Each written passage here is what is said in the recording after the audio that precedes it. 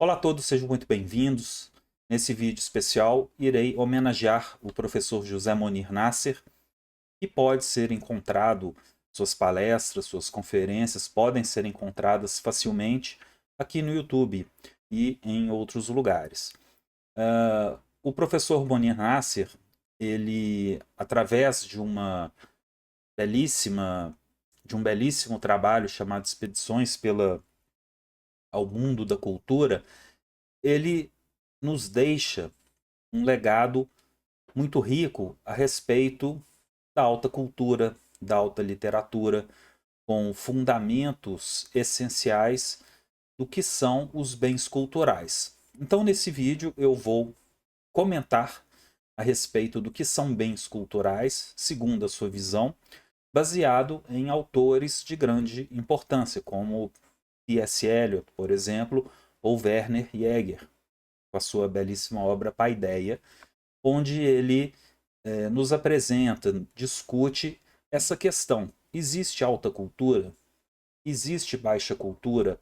Como fica essa questão do relativismo cultural? Agora vamos para o quadrante 3. A minha concepção é o mais complicado. Ele é o mais complicado e um dos mais comuns, especialmente nos dias de hoje, na cultura contemporânea, que vem com a, né, desde aí da Revolução Industrial, isso é muito discutido com o termo kit. Né? Então, o que, que seria essa subcultura de elite que tem uma forma complexa, porém um conteúdo simples? A forma complexa é, imagine uma obra de arte que tem uma execução muito bela, muito técnica, muito difícil, muito intrincada, com muitos detalhes, né? Enfim. Mas ela não nos diz nada. Ela é fútil, ela é rasa, ela é barata. Né? Imagina um filme de super-heróis, né? Um outro tipo de filme qualquer, que está recheado, repleto de efeitos especiais caríssimos, de última geração, mas a história do filme é uma porcaria. É um filme que não nos diz nada. Na verdade, é um entretenimento barato, rasteiro e superficial. Então, seria uma ideia próxima a isso também. Né? Um exemplo. Uma forma que é complexa, difícil de ser executada, rica muitas vezes, mas não nos transmite nada. Então, muitas obras de arte nos apresentam dessa forma, seja artes plásticas, pintura, escultura, música, arquitetura. Né? Tudo pode ser observado através desse ponto de vista aqui. Então, são aparências eruditas também, com conteúdo fútil ou raso. Algo que se diz pretensamente erudito, mas que não é. Né? Algo que simula uma erudição. Outro exemplo, imaginem uma escultura de um santo ou de Cristo, católica, muito bem feita, muito bem executada. O escultor domina muito bem a sua técnica, domina a anatomia do corpo humano, enfim. Mas ele acaba por apresentar uma imagem vulgar, uma imagem onde o Cristo, ou esse santo, ou esse personagem, ele se parece muito mais um super-herói cheio de músculos, com um exagero da forma, onde ele exagera na sua execução técnica, ele mostra muito mais um virtuosismo técnico e acaba comprometendo o conteúdo. Né? Então, quer dizer, aquela imagem que tem uma função votiva, uma essência sacra, ela acaba se desacralizando. Ela vai para um caminho vulgar, ela vai conversar com a obra de arte kit, né, com o falso, com o pretenso. Né? Então, esse é um tipo de exemplo. É comum nós vermos também na arquitetura. Igrejas que tentam ter uma arquitetura pujante, tentam emular uma arquitetura clássica, uma arquitetura medievalista, mas ela acaba sendo algo cenográfico. Né?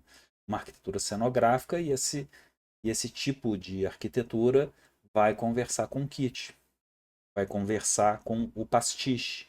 Não é? Então, aquela ideia do pastiche, que é muito discutido pelo modernismo, sobre como um ataque, muitas vezes, à arquitetura clássica, ela realmente acontece quando ela é feita dessa forma, quando ela está nesse quadrante terceiro, porque aquilo emula uma erudição, há um exagero da forma, de uma maneira desproporcional.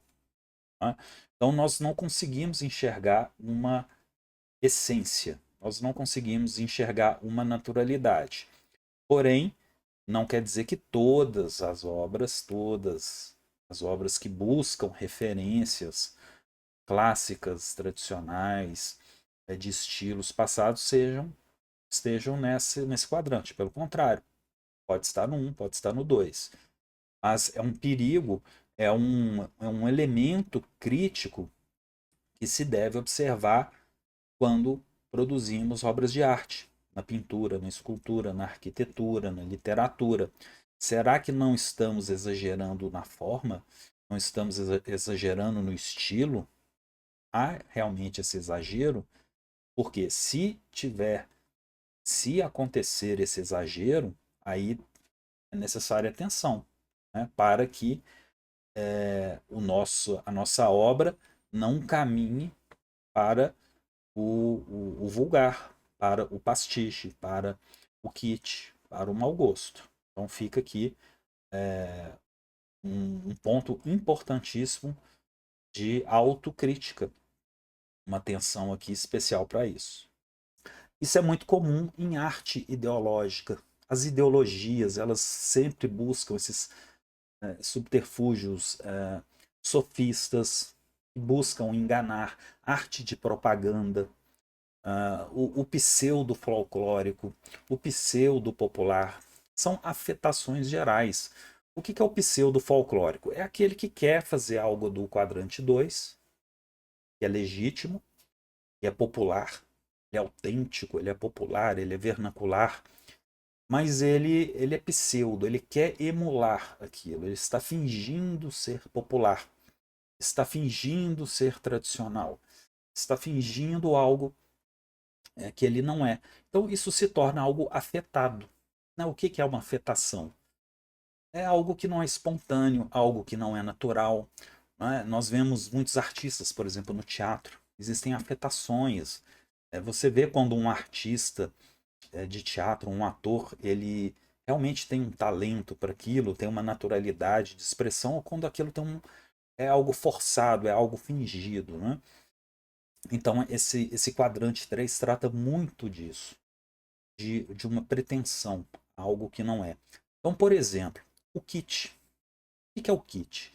O kit, né, em formas gerais, não é o brega, né, mas é algo que se passa por erudito, que se passa por complexo, mas na verdade ele é uma cultura de massa, né? Ele faz parte dessa cultura de massa, facilmente vendável. Né? Sobre a cultura de massa, então aqui nós temos autores que são importantes, por exemplo, tanto ali como Ortega y Gasset, mas também aquela linha da escola de Frankfurt, né? Aquela linha marxista, que fala sobre a indústria cultural também. Esses temas são tratados por diversos espectros ali de filósofos, de pensadores. Então, o Kit faz parte dessa subcultura de elite. Ele está na indústria cultural. E lembrando que a indústria cultural, ela está em todos os quadrantes que nós vemos aqui. Existe uma indústria para a herança erudita, para a forma complexa, óbvio. Não é? Nós podemos adquirir música clássica, isso é indústria cultural. Né? Podemos adquirir uma boa arquitetura, podemos adquirir conhecimentos das boas grandes obras de arte, né? Publicações, editoras. Né? Então isso é indústria cultural. Agora, a indústria cultural, ela fica muito, esse termo fica muito famoso, né? por causa do quadrante 3 e do 4, que é essa subcultura de massa, né? De, que vende uma objetos artísticos, que vende músicas de baixo calão, né? Nós vamos ver aqui no quadrante 4. Então, a indústria cultural se beneficia muito do 3 e do 4, claro, mas ela trabalha em todos, né? A música popular também é contemplada pela indústria cultural. Então, o kit, né? Uma arquitetura kit, uma obra de arte kit, a moda pode ser kit, tudo pode ser, né?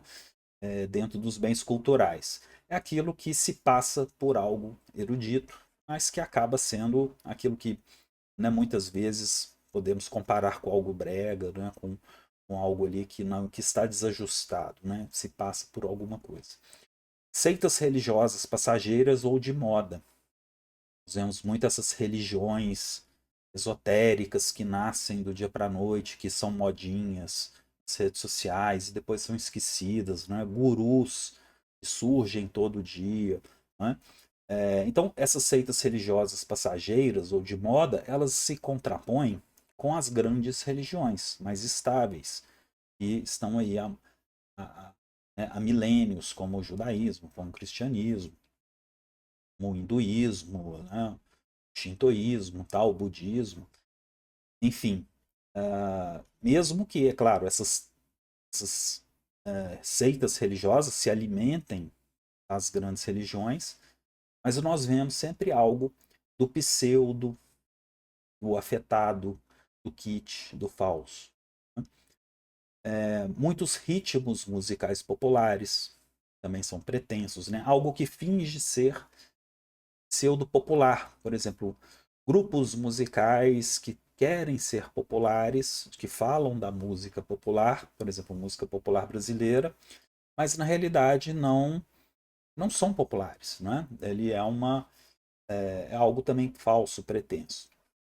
Pode significar desprezo direto pela alta cultura, por inveja por não conseguir atingir temas elevados. Caminho para a decadência. Isso é muito comum também, que é o filistinismo. O que é o filistinismo? Ele é descrito por Etienne Gilson, né, nas suas obras sobre estética, sobre filosofia da arte. É aquela coisa, se você não consegue alcançar, você despreza. Né? É aquela ideia da raposa e as uvas. A raposa não consegue alcançar as uvas, então ela despreza as uvas. Então isso é o filistinismo. O filistinismo é esse desprezo pela alta cultura, um desprezo por não conseguir alcançar, então se despreza, um tipo de inveja, de desdenha daquilo que não consegue. Né? Por exemplo, uma pessoa que desdenha de uma outra que gosta de livros, de alta cultura, de ler os grandes clássicos, de buscar esse conhecimento. Quer dizer, a simples busca por um conhecimento maior, por um conhecimento mais erudito, tentar se aproximar mais do quadrante 1, do quadrante 2, gera naquela pessoa que está no quadrante 3, na subcultura de elite, um sentimento de inveja. Essa pessoa desdenha daquela que não quer pertencer ao quadrante 3. Ela quer subir, ela quer se elevar, ela quer buscar obras de arte mais relevantes para sua vida, conhecimentos superiores. Né? Então também isso é muito comum. Né? Quem não conhece alguém, né, às vezes dentro da nossa própria família, nós temos. Né? Uma pessoa que entra na sua casa e fala: para que tanto livro? Né? Por que, que você tem uma biblioteca? Por que, né, você gasta dinheiro com isso? Né? Então, quer dizer, é um tipo de pergunta idiota e é um tipo, né, um exemplo. Né? Mas o filistinismo, isso é de uma forma mais rasa, mais rasteira, mas o filistinismo ele também se apresenta de forma mais complexa, em textos pseudo-eruditos, por exemplo. Dentro das universidades, da academia, nós temos exemplos de filistinismo imensos. Não é? Por exemplo, um professor, um orientador de uma pós-graduação e despreza um determinado tema clássico, um autor clássico, por considerá-lo antiquado, né? E não, né, tentando induzir o seu aluno a ler um autor da moda contemporâneo. Né? Imagine essa situação. Isso também é um tipo de filistinismo, muito comum nas academias, aí nas universidades. Outro ponto interessante da subcultura de elite, do quadrante 3, acontece muito nas artes e acontece também na arquitetura, que é o anacronismo e o anatopismo. São dois termos que vêm da história, da teoria da história. Lembrando que isso não quer dizer que se você trabalha com uma arquitetura clássica, classicista, medievalista, por exemplo, com uma inspiração tradicional, você esteja cometendo algum desses, digamos, pecados da historiografia, né? Análogos aqui da historiografia. Mas é importante observar por quê. Tanto o anacronismo quanto o anatopismo podem levar a ideia, né, e levam muitas vezes ao kit, pastiche. Então aqui é mais um termo importante para se observar. Isso também pode acontecer na literatura, na moda, né? Enfim, numa série de bens culturais. O que seria o anacronismo?